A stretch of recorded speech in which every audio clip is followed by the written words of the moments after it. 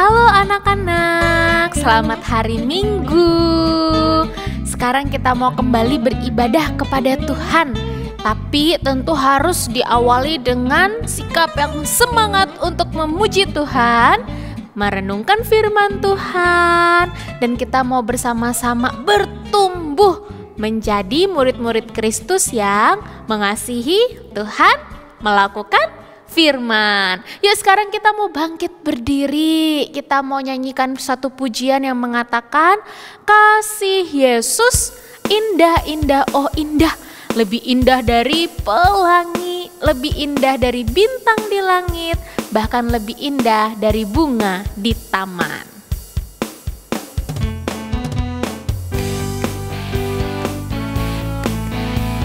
Semuanya bergerak ya. Kita olahraga dulu sebelum mulai ibadah hari ini.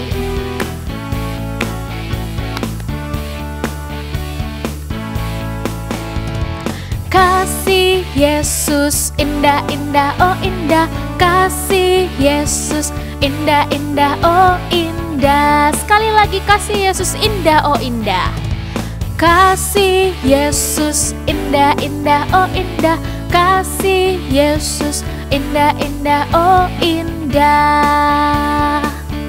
Lebih indah dari pelangi, lebih indah dari bintang di langit, lebih indah dari bunga di taman, oh Yesusku. Kita mau angkat pujian ini sekali lagi. Yang di rumah masih duduk, masih ngantuk, masih males-malesan, yuk bangkit berdiri. Walaupun kita ibadah di rumah saja, tetap harus semangat memuji Tuhan, memuji kasih setia Tuhan Yesus yang besar dan yang indah bagi kita. Kita nyanyikan sekali lagi ya. Kasih Yesus indah-indah, oh indah. Kasih Yesus indah-indah, oh indah. Kasih Yesus indah-indah, oh indah. Kasih Yesus indah-indah, oh indah. Lebih indah dari pelangi, lebih indah dari pelangi, lebih indah dari bintang di langit, lebih indah dari bunga di taman, oh Yesusku. Lebih indah dari pelangi, lebih indah dari bintang di langit, lebih indah dari bunga di taman, oh Yesusku. Yuk, masih tetap bangkit berdiri. Kita mau sama-sama berdoa membuka ibadah kita hari ini. Hold your hands, close your eyes. Let's pray together. Tuhan Yesus, terima kasih karena hari ini Tuhan Yesus masih mengasihi kami. Terima kasih karena kami diberi kesempatan untuk bisa beribadah bersama-sama walaupun dari rumah masing-masing. Tolong kami Tuhan, untuk kami bisa memuji Tuhan dengan sungguh-sungguh, mendengarkan firman Tuhan dengan sungguh-sungguh, tidak mengganggu orang lain, koko, cici, atau mungkin teman kami. Terima kasih, di dalam nama Tuhan Yesus kami berdoa. Amin. Nah, sekarang anak-anak boleh duduk kembali. Hari ini kita mau belajar satu lagu dalam bahasa Inggris. Judulnya itu Trust and Obey. Buat koko cici yang sudah belajar bahasa Inggris, atau mungkin ada anak-anak yang masih kecil sudah belajar bahasa Inggris. Nah, kita mau sama-sama nih. Trust and Obey. Yuk sama-sama dari rumah masing-masing ya. Ikutin gerakannya Lause Yosi sambil kita bilang trust and obey. 1, 2, 3. Trust and obey. Yeay, good. Nah, trust and obey itu apa artinya Lause? Trust itu artinya percaya. Obey itu artinya taat. Kita diminta untuk trust kepada siapa? Tuhan Yesus. Diminta juga untuk menjadi obey, anak yang taat kepada Tuhan Yesus. Kita mau belajar lagu ini ya, Trust and Obey.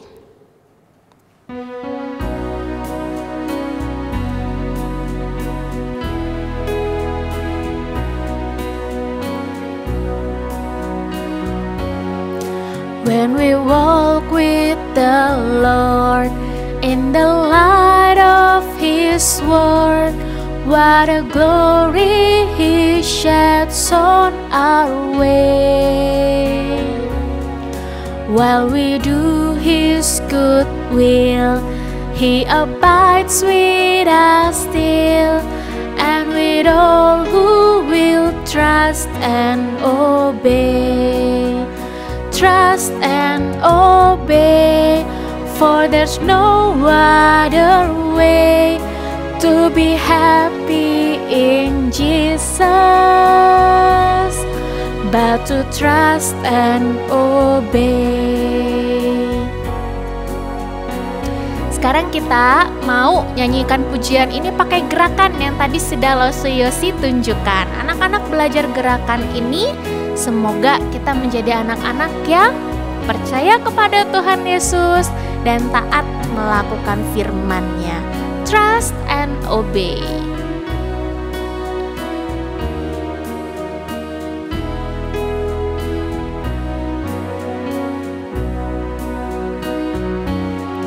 When we walk with the Lord in the light of His word, what a glory He sheds on our way. While we do His good will, He abides with us still, and with all who will trust and obey. Trust and obey, for there's no other way to be happy in Jesus but to trust and obey.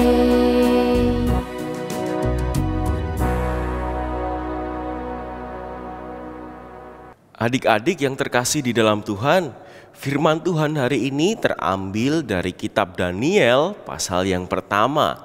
Adik-adik nanti bisa membacanya sendiri di rumah. Lause akan ceritakan buat kita semua. Pada saat itu ada seorang raja yang besar, raja yang gagah, raja yang negaranya begitu luas wilayahnya.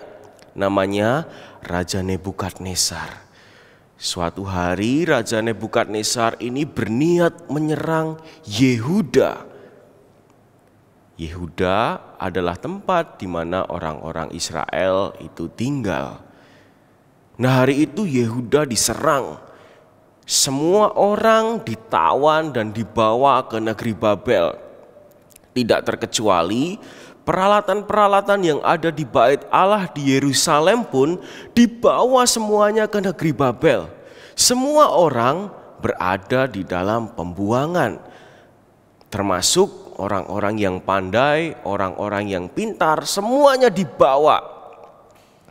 Pada suatu hari ketika mereka sudah berada di dalam pembuangan, Raja Babel bertitah kepada kepala kerajaan yaitu Aspenas. Raja berkata demikian, "Hai Aspenas, bawalah kepadaku orang-orang muda Israel yang pandai, yang sehat, dan yang berperawakan menarik.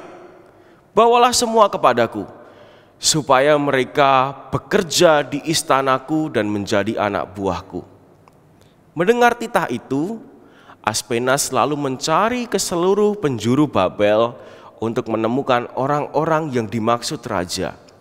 Lalu ditemukanlah 4 orang Israel yang memenuhi kualifikasi. Yang pertama itu bernama Daniel, yang kedua bernama Hanaya, yang ketiga bernama Misael, dan yang terakhir bernama Azaria. Setelah mereka diambil oleh Aspenas, hal yang pertama yang dilakukan oleh Aspenas adalah mengganti nama mereka.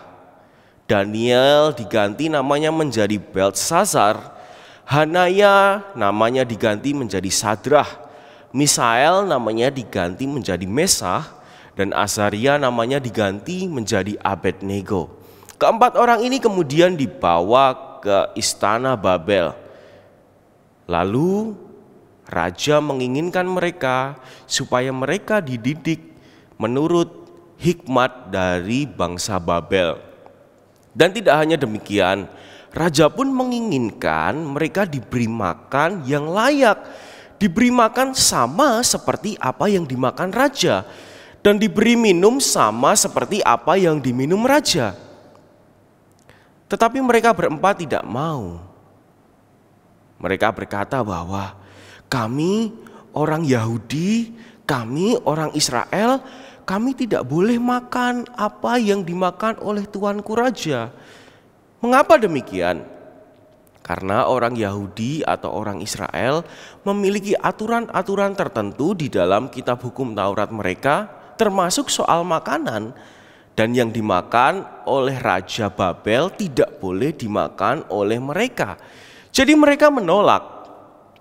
Nah, dikatakan di dalam Alkitab, sang utusan atau asisten dari Raja Babel ini mulai susah hati. Aspenas mulai susah hati. Kenapa? Karena Aspenas itu takut keempatnya kalau tidak makan apa yang dimakan raja, mereka menjadi kurus, mereka menjadi lemah, dan mereka menjadi tidak berdaya. Tetapi Daniel kemudian meyakinkan Aspenas. Daniel berkata kepada Aspenas, "Hai Aspenas, berikan saja kami sayuran dan air selama 10 hari ke depan. Kalau misalnya memang kami kurus, ya sudah, kami akan makan makanan raja. Tetapi kalau kami menjadi gemuk dan lebih kuat, maka lanjutkanlah itu." Lalu kemudian Aspenas menuruti apa yang diminta oleh Daniel. Setelah 10 hari adik-adik, ternyata mencengangkan sekali. Daniel dan ketiga orang temannya, dia menjadi lebih kuat. Dia menjadi lebih gagah, dia menjadi lebih gemuk, dan menjadi lebih sehat. Aspenas pun terheran-heran, kenapa bisa demikian? Padahal mereka ini tidak makan daging, hanya makan sayur dan air saja. Nah, disitulah teman-teman, Allah itu melindungi, Allah itu memelihara Daniel dan ketiga orang temannya. Lalu pendidikan di istana Babel pun dilanjutkan selama 3 tahun. 3 tahun mereka terus makan sayuran dan air. Setelah 3 tahun apa yang terjadi? Raja Babel melihat bahwa keempat orang ini memiliki hikmat yang 10 kali lipat lebih tinggi daripada ahli-ahli nujum orang Babel. Kalian tahu nggak ahli nujum? Ahli nujum itu bisa saja kita sebut sebagai dukun kalau di zaman sekarang. Ke-10 orang ini memiliki kepandaian yang lebih besar daripada semua orang pandai yang ada di tanah Babel. Luar biasa bukan? Disinilah pemeliharaan Allah dinyatakan kepada Daniel dan ketiga orang temannya. Nah, adik-adik, mari kita belajar seperti Daniel dan ketiga orang temannya. Meskipun di negeri yang asing, meskipun di sekelilingnya makan makanan yang haram, mereka tetap taat kepada firman dan perintah Tuhan. Mereka tidak tergoda sedikit pun untuk melakukan kejahatan seperti yang dilakukan oleh orang-orang Babel. Dan Allah melindungi dan memelihara mereka. Adik-adik, Tuhan Yesus pun juga akan senantiasa memelihara dan menjagai kita. Mari kita belajar taat kepada Tuhan.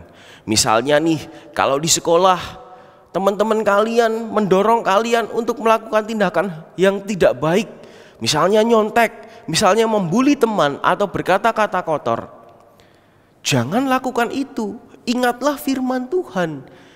Taatlah kepada firman Tuhan. Kalau kalian lagi pegang gadget, misalnya lagi browsing, buka YouTube, ada sesuatu yang tidak sepantasnya kalian buka, jangan klik itu. Ingat Tuhan, Ingat firman Tuhan. Kalau kalian ada rasa malas untuk beribadah, kalian ada rasa malas untuk membaca Alkitab, yuk mari kita belajar taat sama Tuhan. Taat kepada firman Tuhan. Adik-adik, kalau kita taat kepada Tuhan, Tuhan itu akan dan sudah memelihara kita. Di dalam Yohanes pasal yang ke-10 ayat yang ke-11, Tuhan Yesus berkata demikian, "Akulah gembala yang baik. Gembala yang baik memberikan nyawanya bagi domba-dombanya." Tuhan Yesus adalah gembala kita, dan Tuhan Yesus sudah memberikan nyawanya untuk menyelamatkan kita. Oleh sebab itu mari kita belajar kepada Tuhan Yesus. Mari kita taat kepada Tuhan Yesus dan firman-Nya. Kiranya Roh Kudus memampukan setiap kita untuk senantiasa taat dan patuh kepada Tuhan di dalam kehidupan kita. Sebelum kita tutup dalam doa, mari kita bersama-sama membacakan ayat hafalan kita yang terambil dari Yohanes pasal yang ke-10 ayatnya yang ke-11. Kita baca bersama-sama ya. 2, 3. Akulah gembala yang baik. Gembala yang baik memberikan nyawanya bagi domba-dombanya. Mari kita berdoa. Tuhan Yesus, terima kasih untuk firman-Mu yang mengingatkan kami supaya kami boleh taat senantiasa kepada Tuhan. Tuhan, tolong anak-anak-Mu yang masih muda belia ini untuk belajar semakin hari semakin taat kepada-Mu dan percaya bahwa Engkau adalah Allah yang memelihara mereka. Terima kasih, kami menyerahkan kehidupan kami seterusnya ke dalam tangan-Mu. Di dalam nama Tuhan Yesus kami berdoa dan mengucap syukur.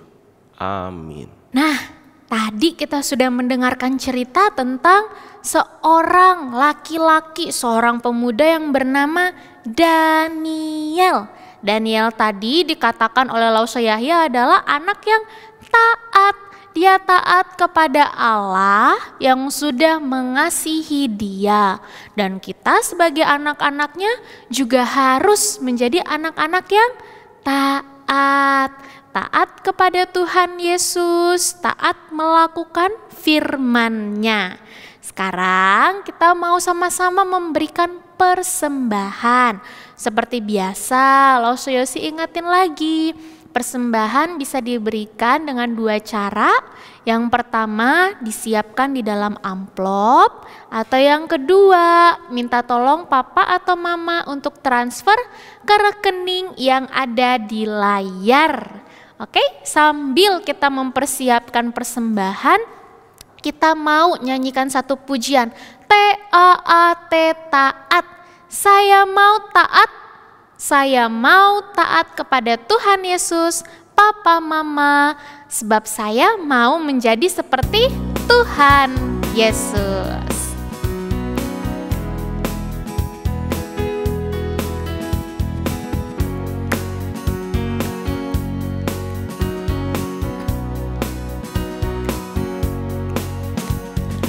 T-A-A-T, taat. T-A-A-T, taat. Saya mau seperti Yesus. T-A-A-T, taat. T-A-A-T, taat. T-A-A-T, taat. Saya mau seperti Yesus. T-A-A-T, taat. Dengar-dengaran kepada Tuhan Yesus. Dengar-dengaran kepada mama papa. Ku turut nasihat mereka selalu.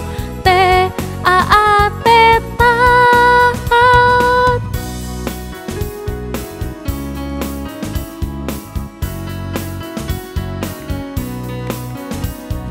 Yuk sambil bangkit berdiri, kita angkat pujian ini. T-A-A-T, taat. Saya mau seperti Yesus.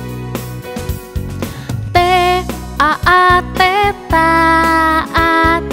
T-A-A-T, taat. Saya mau seperti Yesus. T-A-A-T, taat. Dengar-dengaran kepada Tuhan Yesus. dengar-dengaran kepada mama papa. Ku turut nasihat mereka selalu. T-A-A-T, taat.